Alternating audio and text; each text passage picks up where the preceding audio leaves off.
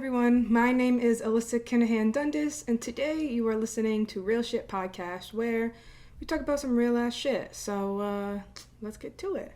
All right, today is the 8th of May, and there's a lot of things I could get into, but I decided with some of the tension and a little bit of what seems like or feels like chaos, I don't want to add to it.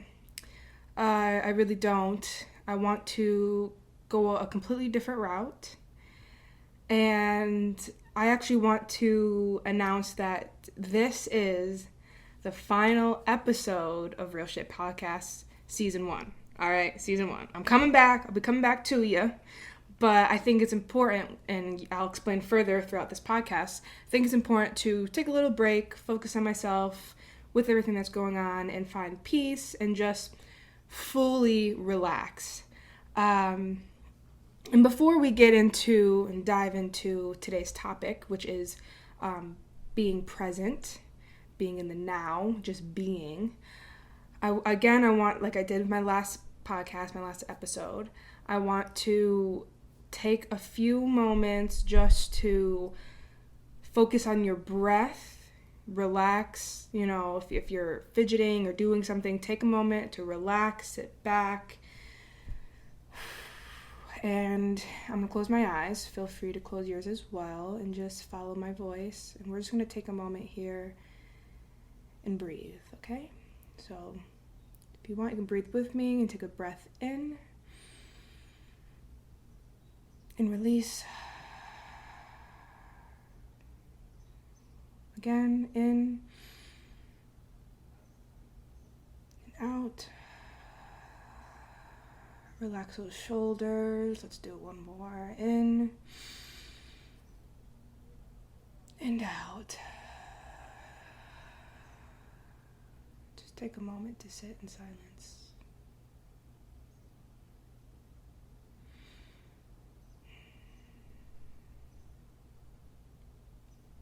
Okay, let's come back slowly.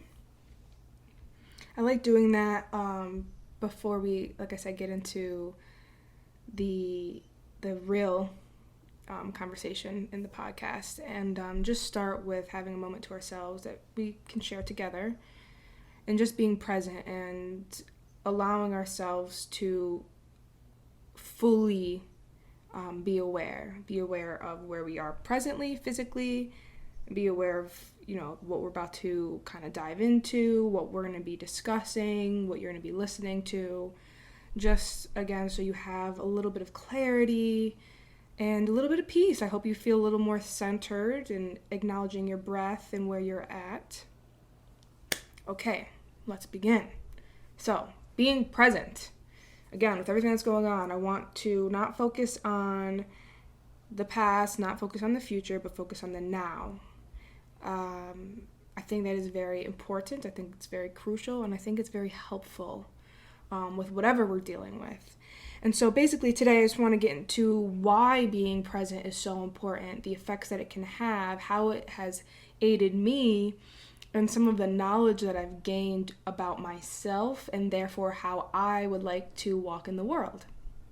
And again, this is something, the act of being present and being aware of your presence is a practice. It's something that anybody can do, but it becomes easier. It becomes more of a lifestyle. It becomes a way of walking within yourself and in this world. And like I said, it becomes easier through practice, because being truly present is all about being mindful. And I've talked about this in a few of my past episodes. And I actually got this, everything that I'm about to talk to you today came to me in my meditation session a couple days ago.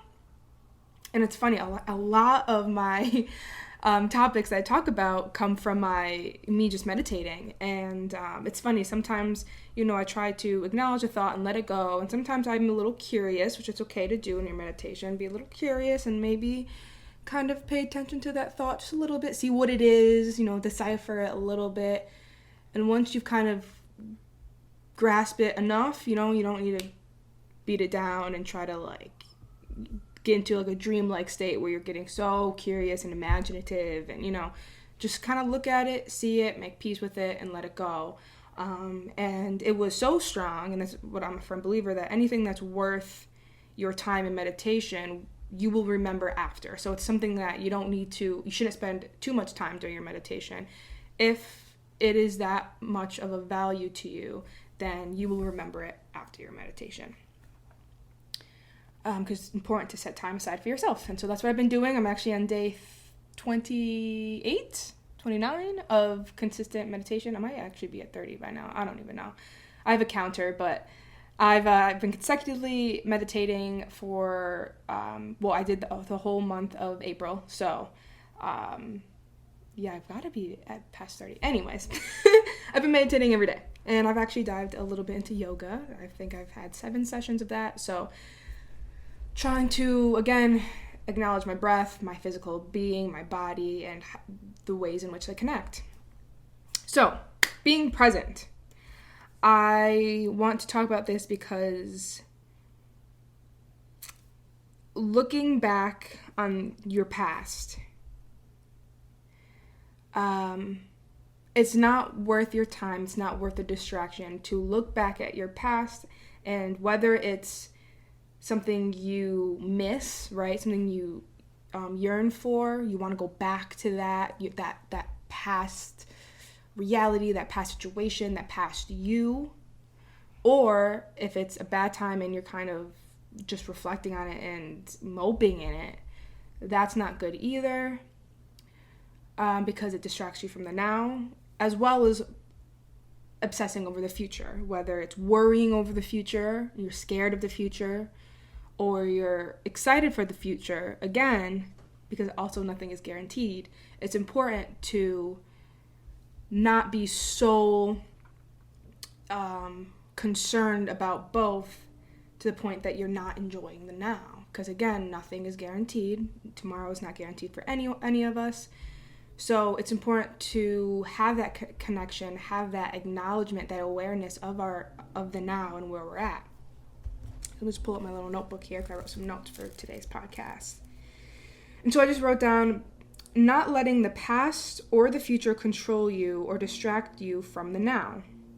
And I'm not saying to forget your past or forget your goals or your plans for the future, but rather loosen the grip, loosen that grasp that you may have on those things, that hold that at the end of the day it may have on you. So it's okay to be reflective and think of good times, or if it's a bad time, be reflective in how that may affect you now, and again, how it may affect you in the future. It's okay to be mindful of those things.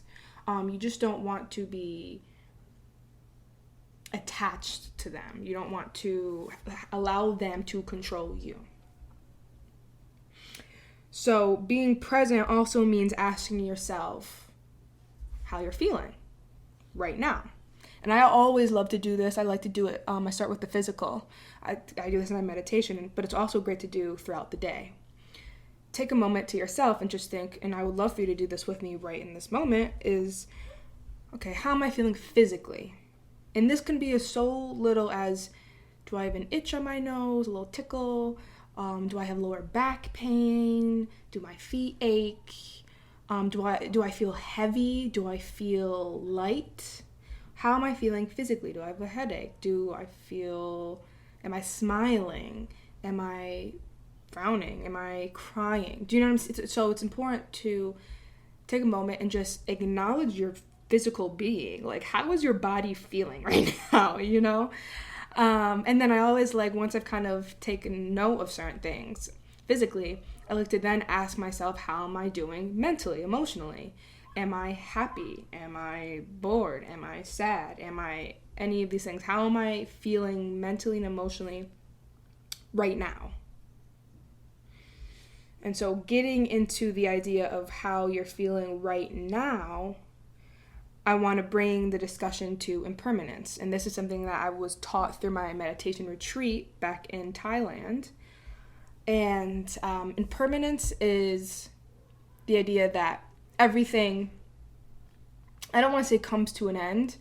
That is essentially what it is, but it's also the idea that things are always changing. Nothing is stationary. That includes physical pain. And this, so keep in mind, this means whether it's getting better or worse. It's nothing is stagnant. You're either going in a good direction or perhaps a bad direction, whether it's, again, pain's getting worse, pain's getting better, headache or depression, is it getting better, is it getting worse? Nothing is stagnant. Everything is always changing. That includes physical and that includes emotional. I always use this with sounds, especially during my meditation. If I hear a bird chirping, chirp, chirp, chirp, chirp, chirp, chirp, chirp, all of a sudden I acknowledge the presence, the now, right, of that bird chirping, and I acknowledge when I no longer hear the chirping. Or I acknowledge the consistent chirping, and all of a sudden a car goes by. I acknowledge that my surrounding space, that environment just changed. A new sound just entered in conjunction with, and is slowly actually fading away, right, as a car is driving away. Sound changes to flow, forever changing. So nothing is ever a flat line. We're always aging, and so it can be applied in a very literal sense, and it can be applied to so many different dynamics, right, of our mental state, our physical being, and just everything.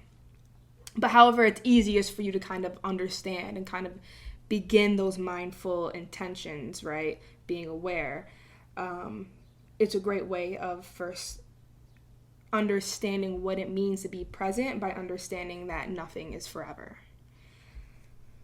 So kind of diving a little bit further into that, we get into ego, right? So the ego is kind of how who you think you are, this existence, this being, this personality that we think we encompass. A lot of times our egos are false. A lot of times our egos and our distractions, actually, to really who we are fundamentally and just existing as human beings. So I like to apply this by saying, so you are not happy, you are not sad, you are not depressed, right? None of these things embody you. They don't make up for example, all of me, Alyssa. I am not depressed. I'm dealing with depression, right? It's something that goes through you. It's a moment, a feeling, a disease, right? That is going through you and lives through you for as long as you let it. Again, this is why it's important to separate the self and the ego. And you can read a lot about this within, really in Hinduism and Buddhism, and just meditation practices in general. But making that separation between the self and the ego, mind, consciousness, and what is the self, what is you. And so when I don't want to, some of you might be thinking, oh, well, you're getting nitpicky, right? Like, oh, I'm not depressed, I'm dealing with depression. And so I don't mean to get picky with our wording, with our phrasing, but rather what I'm trying to take note of or bring attention to is the meanings of these words. I want to dive deeper into the meanings of these words and how we define them and how we let them affect us. Because labels can be very limiting. And at the same time as it's good to finally, for example, let's say you are dealing with depression or anxiety, right? And you're dealing with something your whole life, there's not a word for it. And finally, right, you get the awareness, the knowledge, okay, this is what I have. Finally, right? There's a word for it. Like, others deal with it. There's a whole knowledge base about this, right? It's very helpful. That's actually very helpful for us to move forward with even understanding ourselves even better. But again, it doesn't define all of you, but rather it's a piece of you, something that you are dealing with, going through. And so it's important to have, again, this acknowledgement. All I'm saying is have this awareness, have this mindfulness that you are not limited by what you may have, or even how you define yourself, what the labels are. We are not definite things. We are infinite things that are, again, always changing, always growing, right? We always hope that we're growing. And so I like the idea of permanence, because even the feelings of joy, of happiness, are momentary. They do not last forever. So I like the idea of that, because being more mindful allows you to live, to truly live and be aware of such joy, of said joy, and really appreciate it, because you understand that it's not forever. There's going to be, today, later that day, the next day, a month from now, something, unfortunate could happen, or you're just not, on cloud 10, it's just, but things are always flowing through us and with us. And so understanding, coming to terms with the idea that this high that I'm feeling will not be forever, allows you to enjoy that high while you can. And actually better deal with the lows, because you also understand that you're not always going to be feeling this bad, whether it's sadness or anger or whatever. Those things come and go. And again, when you realize these things don't define you at the end of the day, it makes it easier to let go and let other things flow through, which can create beautiful opportunities for you, whether it's happiness, joy, excitement, career opportunities, moving opportunities, financial, whatever, right? Letting go of certain things allows new things to come through. And again, it's important that those new things you also let go of. Don't, or I like to say, have a loose attachment to, because you don't want it to take over you. At the end of the day, you could be stripped of absolutely everything material, right? Be butt naked, shave my head.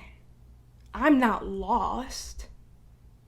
My address doesn't define me. Me living in Boston doesn't define me. The fact that I play the ukulele, or I practice the ukulele, I'm not that good.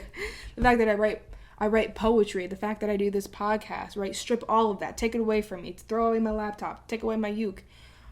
This is why a lot of people at the retreat sometimes don't last, because when you're stripped of speech, right? So it was a silent retreat. You think to yourself, who the fuck am I? If I can't describe myself, if I can't let my personality shine, well, who's Alyssa? People know me as, and I take that validation, that reassurance of, oh, I'm loud, I'm funny, I'm nice, I'm this, I'm that. And you're like, oh, well, all these things, all these definitions make up Alyssa. No. When I'm stripped of speech, and especially because I like to think of myself as very opinionated, and I have to be in silence and just kind of live and meditate and be in the now, you're kind of dealing with the whole concept of, who the fuck, what? Like your whole idea, because at the end of the day, you're like, well, I'm stripped of all these things, but I still exist. I'm still a being. I'm still living. So like, who am I right now? And again, going back to right now, who am I at the end of the day? None of these things matter. So again, bringing attention to impermanence, the presence, being aware of yourself physically, emotionally, in the now. And so let me just go through. Okay, yes. And so I later go into my notes. The idea of just being, breathing, living, and always changing energy, really. Being present allows you to be centered, grounded, and therefore a little better balanced. And so I like the idea of this, right? Of idea of questioning who you are, what makes me, right? There are an infinite Alyssas out in the world. Truly. And I don't mean my name. I mean, physically, right now, there is one me. But of all the people that I've engaged with, all the people that I've met, their perceptions of me are different from the next person, because they too have their own biases. They have their own consciousness, their own subconscious, and they're dealing with their own past, present, and future. You know what I'm saying? And so how somebody perceives you, takes you in, absorbs you, your energy, engages with you, is going to be different, especially depending on the environment that you're in, the mood that you're in, right? And the mood that the other person you're socializing with is in. Differs from the next. So how my mom perceives me and thinks of me is very different from how my dad perceives me, and how my boss perceives me, and how my roommates perceive me. There are so many different versions of Alyssa that are living in the minds of every person that I've ever met. And yet there's only one me. And so this is why I find it so important to take the time to be present with yourself, because at the end of the day, you are the only person that will ever get close enough to truly understanding who you are. You have the knowledge of your past. You have the understanding of what you would like for the future. And it's about practice and putting in time to understand who you are in the present. You know what you've been through, you know where you would like to go. Now it's a matter of knowing who you are right now. And fundamentally, because no one else has that information. No one else. Now, if anything, your parents might have a better understanding of your past as a child, right? Of memories and stuff. But from your perspective, you only have your perspective. Do you know what I'm saying? Like, you are the only one that sees the world and lives in this world through your eyes. So again, there's only one physical soul of you, right? But yet so many different ideas and visions and perceptions of who you are. There's so many different yous out there. So I think that's why it's important to take the time to really sit with yourself, because you're the closest person that's ever going to understand in the day who you are. And you should love that process. It's not an easy one, but you should also learn to love who you are fundamentally, and you're always going to be changing. I want to read you a little something I wrote in my journal, and I wrote, I am the only person who will ever truly know the real Alyssa, what she's been through, who she would like to be, and with practice, who she is, fundamentally. Yet still, I'm always growing and changing. Being more present, aware, and mindful allows you to gain better control of your future. And I put in quotes, better, not full control, because there are still outside forces, right? Being present and having a better understanding of who I am allows me to have a better say in where I want to go. But I mean, I'm gonna be a little rash. I could get hit by a bus tomorrow. Do you know what I'm saying? So like, there's outside forces that play, and that's why I believe that the universe, and some will call this God, but I am not a religious believer. I don't really believe in religions, to each their own. But I would say I'm spiritual. I like the idea that the universe is the only thing that actually truly has full encompassing understanding of who I was, who I am, and who I will be. And I say this because the universe is what created me, my entire existence, and all of y'all's existence. You know what I'm saying? So it knows what I've been through, who I am, knows where all the possibilities of where I could go, right? Because at the end of the day, our mind limits itself as well. Our mind plays tricks on ourselves. It'll lie to yourself, and it will limit yourself. That's why, again, it's important to separate the self from the mind, and more so make friends with it, and I'll get into that. But even still, you're the closest physical being that can ever come to understanding who you are. As far as energy, the universe goes, I believe that is the epitome of understanding the entire world, let alone if it's going to focus on me individually, knowing everything. It's an all-encompassing, it's an infinite thing, energy, call it what you want, God, right? So that's the only thing that can unbiasedly, truly know who I am, because it created me, and at the end of the day, it will end me as well. So I give all that power to that, but it's important to gain some power in yourself, right? There's power with knowledge comes power, and with knowledge of who you are in this world, it's the best. That's my goal in life, right?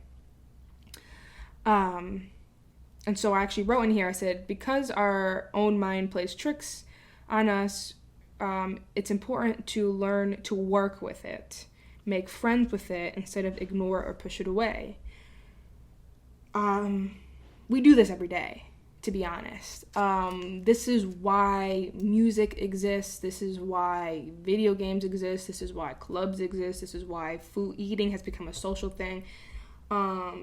Dancing, all those joys that we partake in are beautiful things, don't get me wrong. But a lot of times we like to embellish in them, and we like to really dive into them consistently because we are fearful of the idea of being by ourselves with our thoughts. So like, even if you're by yourself at home, a lot of times we like to spend that time reading a book, listening to music, writing poetry, watching a movie, TV, whatever. And you can sit there and be like, oh, no, I'm okay by myself. I can keep myself company pretty well. I can keep myself entertained. Great, beautiful, all things that you should also be doing, right? I'm not saying don't do those things. I'm just saying acknowledge what that means for you. That at the end of the day, that's time that you're not truly spending alone with your thoughts. They're distractions. And I love, and it's okay, like I said, it's okay to have little distractions, especially in our modern world. That's our life, really. That's why I like to take time out of my day. I do 30 minutes now of meditation, but even if you were to do 2, 5, 10, 15 minutes silence with yourself, you'll see a lot of stuff come up in your mind. And again, it's not about ignoring those thoughts, but acknowledging them and letting them go. A lot of times stuff from your childhood will come up,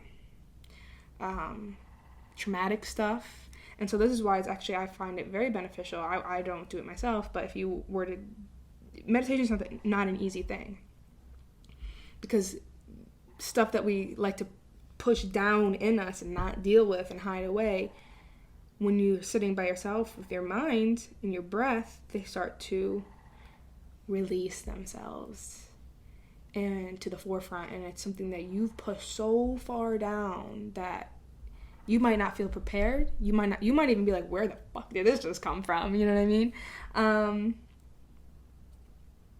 There's a reason why the things we push down work their way out of us. And I think meditation is probably the healthiest way to try to go about, one of the healthiest ways to try to go about it. Because a lot of times when we push, and then when our guard isn't up, they come out in ugly ways. Aggression, self-hate, isolation, because we can't deal with what is coming out of us. It scares us.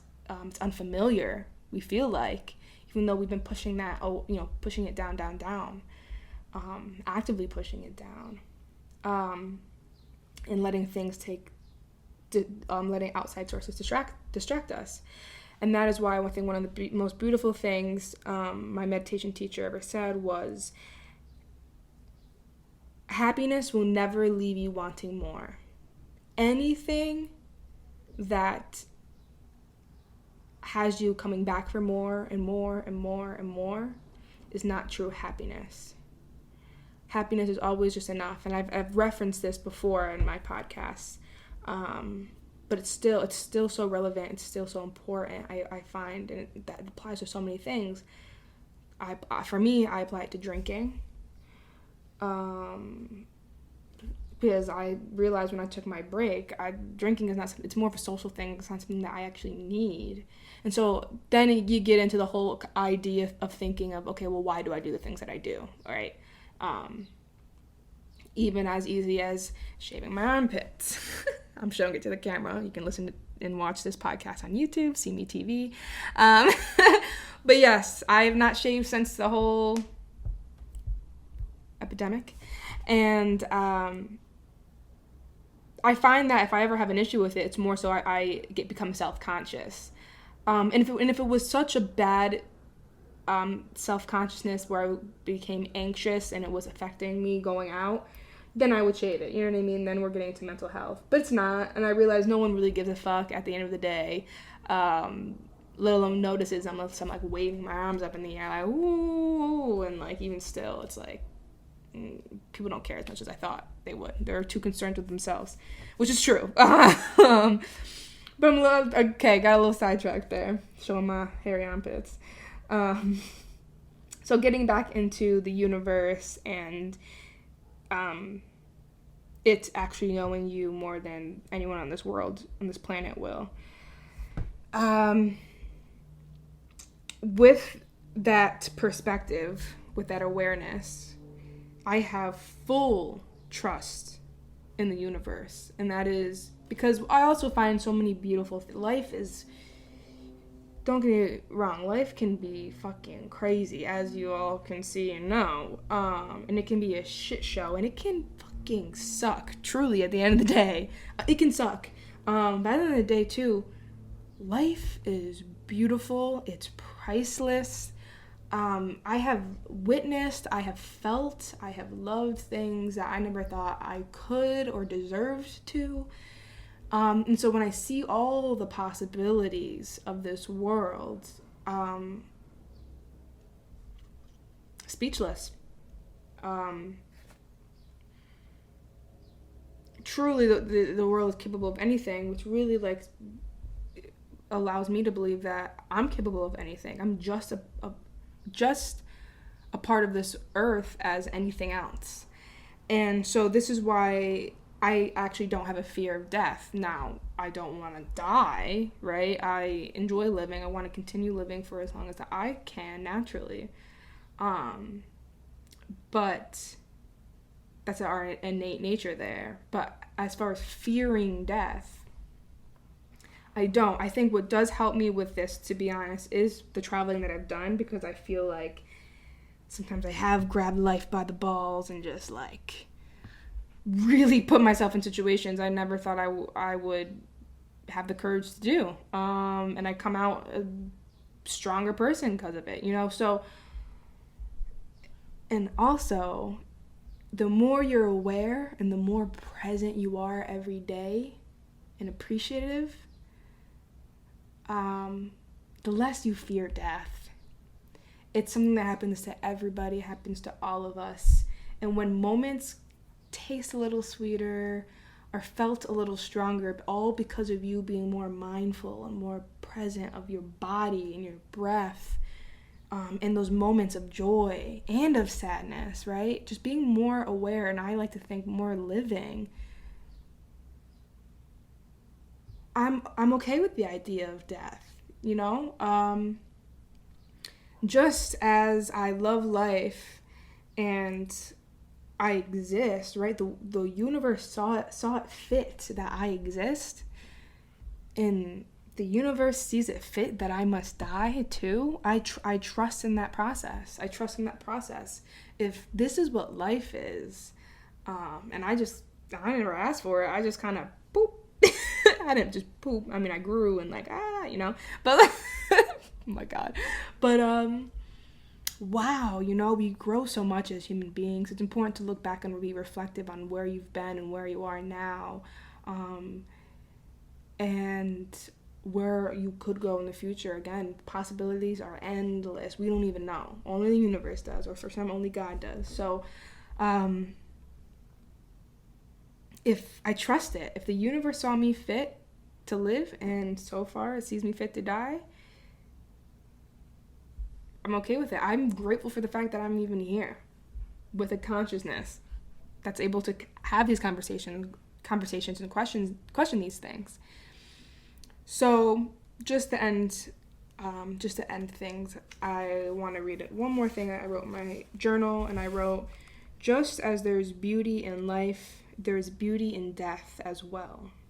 It's all about perspective. I cannot argue with a process that created me in the first place. Just be. I think in our world today, a lot of us look at death as a very unfair thing and a very ugly thing. And it can be, when you get into cancer and, accidents and stuff like that. Life just is, and I think it's important for us to be as is. I think the greatest respect that we can give back to this universe is just being and aware of our being, right? Being aware and conscious of our being, of our life. And that's why it's important to question, why do I do the things that I do? Who am I without speech and all these things? Who do I want to be? How do I want to feel? How am I feeling right now? Just be. Focus on the breath. How does it feel to breathe in? Feel your ribs expand, your stomach, and then expand one rib at a time. Your shoulders slightly lift and lower with each breath. All the muscles it takes for you just to breathe, right? And lift those shoulders a little bit and back down. And all the muscles it takes for you to put your shoes on, to lift the light switch, to brush your teeth. Your body is going constantly. And we're not even taking a second just to be aware and mindful of that. Just going back to like my last podcast about when's the last time I actually looked myself in the mirror, like truly like in the eyes, and just like took every feature of me in. When's the last time I like held on to my stomach and like loved it? You know what I'm saying? Like appreciate and love the body that we have and what it's capable of doing and providing. We take for granted a lot, and I think I just want to take note of that respect, of that awareness. It's so crucial, it's so important. And I think when we better learn to appreciate life, we'll better learn to appreciate death, and the beauty that comes with it. Because I trust in it. And I like to think sometimes that if I had the honor, the privilege of living and being aware and having freedom of thought, there's got to be a reason we don't remember what's before and we don't know what's after. And I almost feel like our physical beings are just not, I don't want to say not deserving, but not capable of even conceptualizing or understanding what is before or after. And I like to think that, God damn, if I was deserving of this life and to be in this world and to experience all the beauty and the hardships that it has in this state of being, a state of consciousness for me, God damn, I can't, that's the thing, I can't imagine what's after. Sure, if it's nothing, whatever, it don't matter, because I'm gone. But if it's something, right? If it's something, it's the thing, there's always something within the idea of nothing. There is just no nothing. Even nothing is something. And that can get into a whole other fucking thing, but we won't dive in. I think it's important on all of our journeys to try to find beauty in death, because all of us go through it. If you haven't watched Midnight Gospel, I'm gonna totally give a shout out on the show. It's on Netflix. I've had 2 instances. So I actually wrote this. I had this whole thing come to me in meditation a few days ago, and I watched an episode last night that kind of gets into this, and it's so crazy because there's been 2 episodes that I've had a conversation with my roommate before watching the episodes, right? about my meditation, about my podcast. And I swear to God that either it's that the day of, later that day, or the next day, we watch an episode and it hits right on the nail what I talked about. And this reminds me a lot of my experience at the meditation retreat, because there are a lot of times I'd have thoughts and my meditation coach or teacher, would literally say what I just thought to myself moments later. And so I would ask myself, okay, well, why is the universe giving me these, not necessarily answers, but this curiosity, this knowledge right before I'm taught it? Or in this case, I watched this episode. And this for me is, I'm going to say validation in my practice, and that I'm doing something right. I'm not the only one that thinks like this, and that, yes, the universe is like, keep doing what you're doing, like I'm on some kind of a right track with my practice. And so meditation is beautiful, highly recommend. But if anything, I want to end off with trying to be present. So I'll close my journal.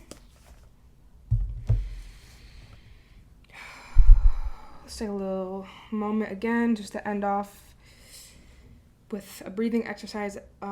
Just as we started this conversation, this podcast, I want to end it on the same note, but hopefully now you have a lot more kind of stuff going on in the head, whether, hopefully about being present, being mindful. And so I want to close off again with this breathing exercise to be present with each other. All right. Relax the shoulders. Close your eyes if you would like. Just sit back. Feel free to breathe with me, and big breath in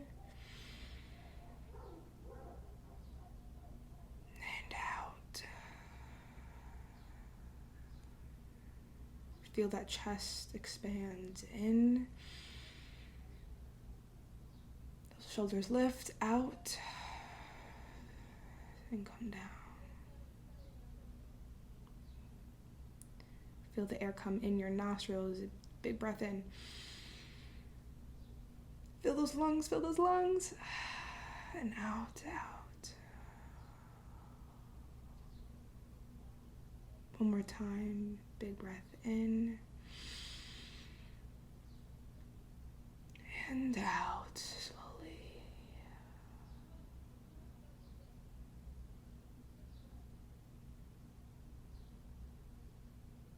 All right, slowly open your eyes if you had them closed.